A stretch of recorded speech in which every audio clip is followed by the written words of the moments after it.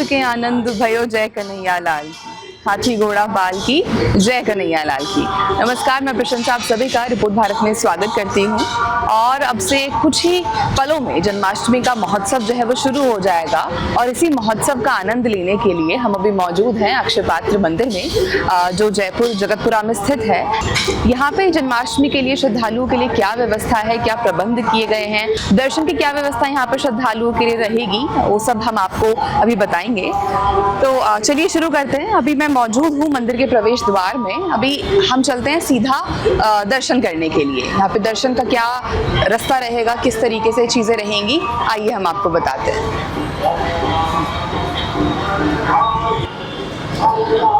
तो यहाँ से आप सीधा जो है ऊपर की ओर जाएंगे। आप नीचे भी व्यवस्था देख सकते हैं, सारी तैयारियों की जोरों शोरों से।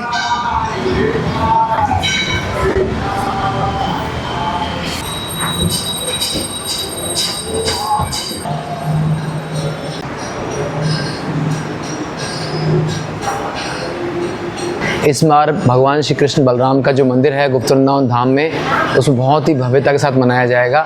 इसमें आप देख सकते हैं कि मंदिर प्रांगण में आपको भगवान की जो झांकी है उसमें रोज़ नई झांकी लग रही है। जन्माष्टमी से पहले भक्त लोगों ने जो है अपने हाथों से भगवान की पोशाक बनाई है, फूलों से और पुष्पों से यहाँ पर झांकी की पोशाक तैयार हो रही है। और लगभग दुनिया के हर देश में ये जन्माष्टमी मनाई जाएगी, त्यौहार मनाया जाएगा। और प्रभुपाद जी जो इस संस्था के संस्थापक आचार्य हैं, उन्होंने ये संस्था को स्थापित किया 1966 में। न्यूयॉर्क में इसकी स्थापना हुई और प्रभुपाद जी इसके संस्थापक आचार्य हैं, ऐसी भक्ति वेदांत स्वामी प्रभुपाद, जिन्होंने इसको स्थापित किया है। तो ये सोसाइटी जो है उसका पूरा नाम है international society for Krishna consciousness, और कृष्ण भक्ति का प्रचार के लिए इस सोसाइटी को बनाया है और अनवरत पूरी दुनिया में इसका प्रचार जारी है। आइए मैं भगवान श्री कृष्ण के दर्शन आपको करवाता हूँ। यहाँ पर आप दर्शन यदि करेंगे, कृष्ण भगवान जो हैं बांसुरी धारण किया हुआ है और उन्होंने ये भगवान की जो पोशाक बनाई भक्त लोगों ने अपने हाथों से बनाई है। और ये जो नीचे स्वरूप है भगवान का, कृष्ण भगवान जगन्नाथ जी के रूप में, बलराम जी जो है बलदेव जी के रूप में, और दोनों के बीच में उनकी बहन सुभद्रा जी हैं, उनका दर्शन है। चैतन्य महाप्रभु के दर्शन है, नित्यानंद प्रभु के दर्शन है और गुरु परंपरा के दर्शन है। पास में हमारे ठाकुर जी की जो है वो विग्रह हैं, जिनको अभिषेक किया जाएगा। छोटी जो विग्रह हैं उनको अभिषेक करवाया जाएगा। जन्माष्टमी दिन उनको यहाँ की पलकी में बिठा के ले जाएंगे, उनको अभिषेक करवाया जाएगा। और लड्डू गोपाल का झूलन की व्यवस्था रहेगी, जगह जगह झूलन होता रहेगा, जगह जगह झूलन के पंडाल तैयार हो रहे हैं जहाँ भगवान को झूलन करवाया जाएगा। सभी भक्तों को यहाँ प्रसाद वितरण किया जाएगा और सभी भक्त लोग भगवान का दर्शन करने के लिए सुचारू व्यवस्था के लिए करीब 3-4 लाइनें रहेंगी अलग अलग, जैसे भक्त लोग दर्शन करने एक साथ दर्शन कर पाएंगे। तो ये व्यवस्थाएं पूरी लाइनिंग प्रॉपर रखी गई हैं। लोग दर्शन करने भगवान के आएंगे, दिन भर दर्शन रहेंगे। सुबह 4:30 बजे भगवान जब दर्शन खुलेगा तो भगवान के गले में नवरत्न होंगे, नवरत्न धारण करे होंगे। 7:30 बजे भगवान जो दर्शन देंगे उसमें वृंदावन से पोशाक बन के आई है भगवान की, वो कई महीनों में तैयार हुई है। तो उस पोशाक को भगवान धारण करेंगे और बहुत भव्य जो सजावट होगी, जो बंगला लगेगा, फूलों की जो मालाएं लगेंगी, वो कलकत्ता से, बेंगलोर से, दिल्ली से मंगवाई गई हैं। और उन पुष्पों से भगवान की पूरा इस मंदिर को सजाया जाएगा, भगवान का भव्य दर्शन होगा। और जैसा कि हम सब जानते हैं कि जन्माष्टमी को लेकर श्रद्धालुओं में एक अलग ही उत्साह रहता है। लाखों की तादाद में श्रद्धालु जो है वो दर्शन करने के लिए आते हैं। तो दर्शन मात्र के लिए क्या व्यवस्था है, और ऐसी संभावनाएं भी हैं कि बारिश भी आ सकती है, तो उसको लेकर क्या व्यवस्थाएं जो है वो की गई हैं, ताकि कोई देखिए बारिश यदि आ रही है तो जगह जगह हम लोगों ने वाटरप्रूफ पंडाल लगाए हैं और वो सबको जो भगवान की दर्शन तक यहाँ तक आएंगे तो जगह जगह सुरक्षा व्यवस्था, कैमरे लगाए गए हैं और बारिश के लिए टेंट लगाया गया है वाटरप्रूफ, और पंक्तिबद्ध रखा है ताकि वो कोई तरह की समस्या ना हो, वो आसानी से वो दर्शन कर सके। तो इस तरह से ठाकुर जी के दर्शन के लिए लोग सीधे आएंगे, यहाँ पर भगवान के दर्शन करेंगे और दर्शन के पश्चात वो प्रसाद लेकर ही प्रस्थान करेंगे। और सब लोगों को यहाँ पर एक संदेश से जोड़ा जाएगा। भगवान श्री कृष्ण ने जो संदेश दिया है कि मानवता के लिए, कि वो कैसे इस संसार का हम लोग सेवा कर सकें, लोगों को सद्भावना विकसित हो सके और लोग एक दूसरे का सहयोग कर सकें। जो भगवान बोल रहे हैं कि सबका पिता, भगवान अपने आप को बोलते हैं कि मैं सबका पिता हूँ, उस नाते हम सभी लोग भाई और बहन बन जाते हैं। ब्रदर्स बन जाते हैं, सिस्टर बन जाते हैं, तो हमारा जो रिश्ता और भी प्रगाढ़ हो जाता है। जी बिल्कुल। तो अभी हम तैयारियों का जायज़ा लेते हैं और आप सभी को दिखाते हैं कि जन्माष्टमी को लेके क्या तैयारियां जो है वो की जा रही हैं।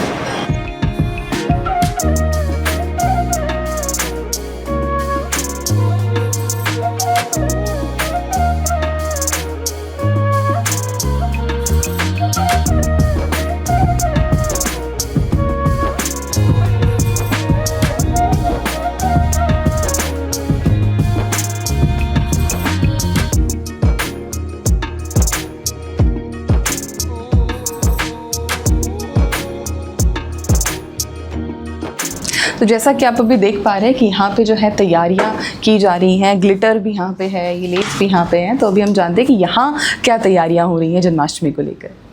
भगवान श्री कृष्ण के जन्मोत्सव की धूम पूरे देश विदेश में फैली हुई है और इस्कॉन जो प्रभुपाद जी ने स्थापित किया है, पूरी दुनिया के लोग भगवान श्री कृष्ण को त्यौहार को सजा रहे हैं, भगवान की पोशाक बना रहे हैं। और यहाँ पर भक्त लोग अपने हाथों से पोशाक बनाते हैं और ये जो पोशाक है विशेष रूप से पुष्पों से बनाई जा रही है या फिर उस तरह की डिज़ाइन बनाई जाती है जिसमें जो भगवान को प्रिय जो पक्षी हैं जैसे पिकॉक है या मयूर है, उन सबको आकृति बनाई जाती है, पुष्पों को बनाया जाता है और फिर उनको सजाया जाता है अलग अलग रंगों के माध्यम से। और उनको और जिस तरह अनेक पुष्प हैं, जैसे कभी कमल के पुष्प से बनाई जाती है या उस तरीके से उसको सजा करके भगवान की पोशाक को यहाँ पर बनाया जाता है। और ये भक्त लोग जो हैं कई बार इसमें अभी तो शुरुआत हो रहा है, अभी आज के दिन की प्लानिंग हो रही है, शुरुआत सुबह अभी जस्ट कटिंग की जा रही है। इसमें कई बार इसको फिनिशिंग करने में पूरा रात भर लग जाती है और कई भक्त लोग मिल करके यहाँ पर करते हैं। आप देखते हैं यहाँ पर चेयर सारी फुल होती हैं और मतलब 10-15 भक्त लोग मिल करके इसको बनाते हैं और विशेष रूप से माता जी जिसमें इन्वॉल्व होते हैं और उसको बनाते हैं। तो कहते हैं कि भगवान श्री कृष्ण को जितना सजाएंगे उतना ही हमारा जीवन उतना संवर जाएगा। तो भगवान अपने जीवन को संवारना है तो भगवान को सजाना है और जितना भगवान को सजाएंगे हमारा उतना ही ज़्यादा जीवन संवरेगा। हरे कृष्णा।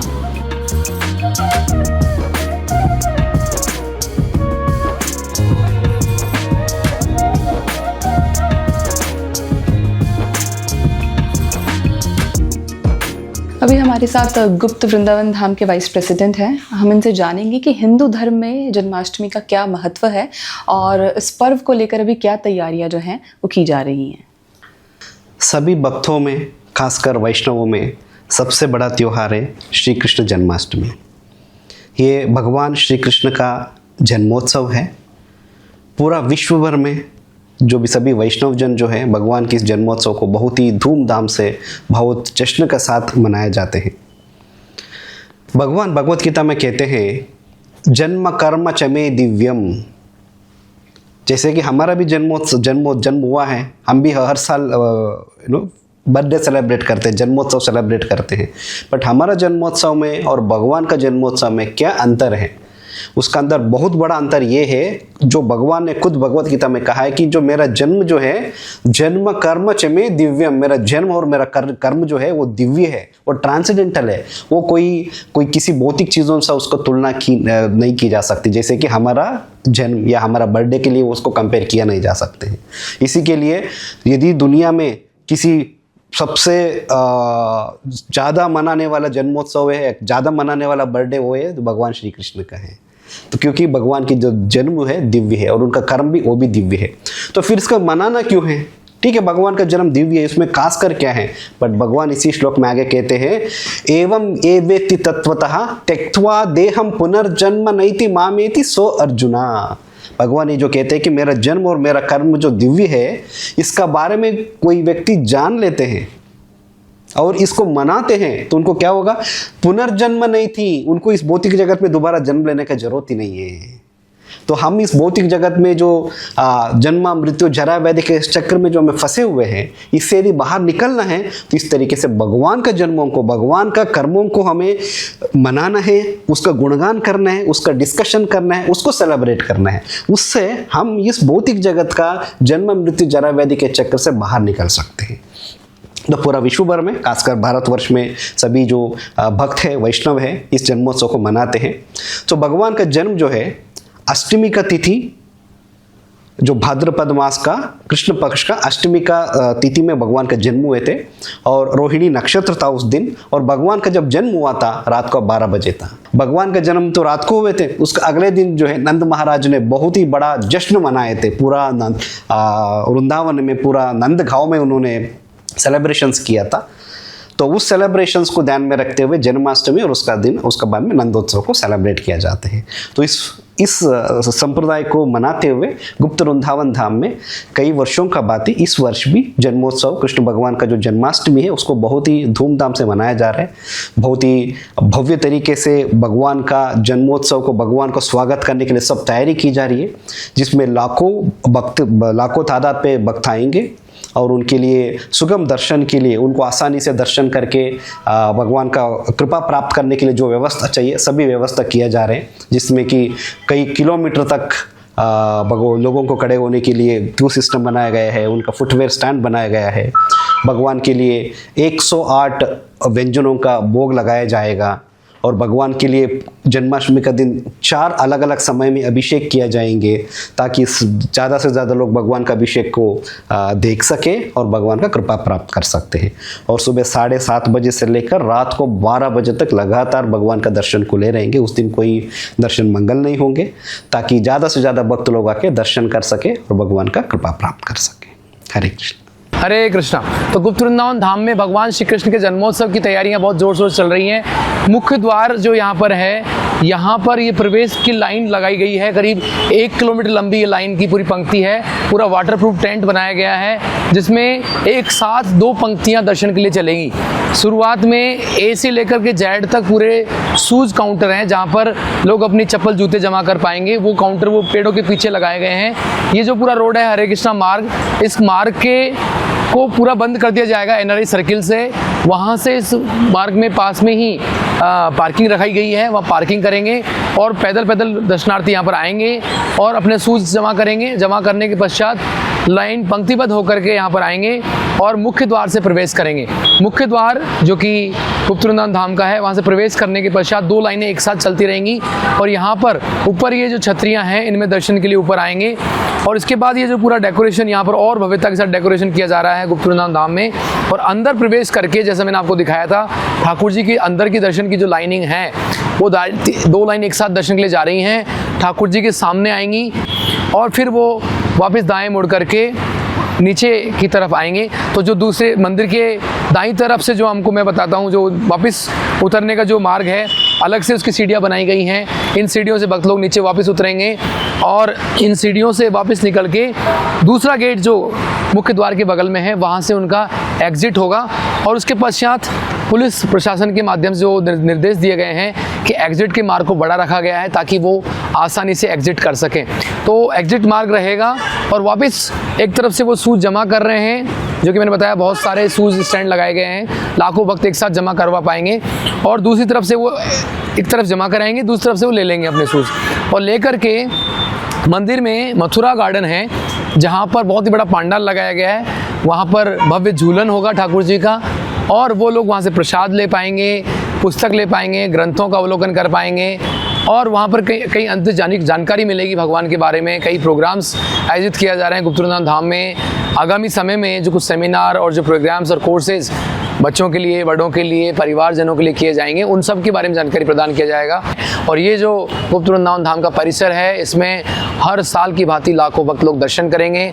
पूरी तैयारी यहाँ पर हो चुकी है। मैं धन्यवाद दूंगा आप सभी दर्शकों को कि आप जो है इतना अपना उत्साह को बनाए रखे हुए हैं और आप ज़रूर इस धाम यात्रा में आएंगे, इस भगवान के दर्शन को आएंगे। चाहे बारिश की संभावना हो या नहीं हो, आप ज़रूर इस कार्यक्रम में शामिल होंगे। पूरी व्यवस्था यहाँ पर कर दी गई है। आप सभी को कृष्ण भगवान का आशीर्वाद मिले। जन्माष्टमी के त्यौहार में आपको कृष्ण भक्ति में आगे बढ़ने का मौका मिले, इसी शुभकामना के साथ आप सभी को हरे कृष्णा।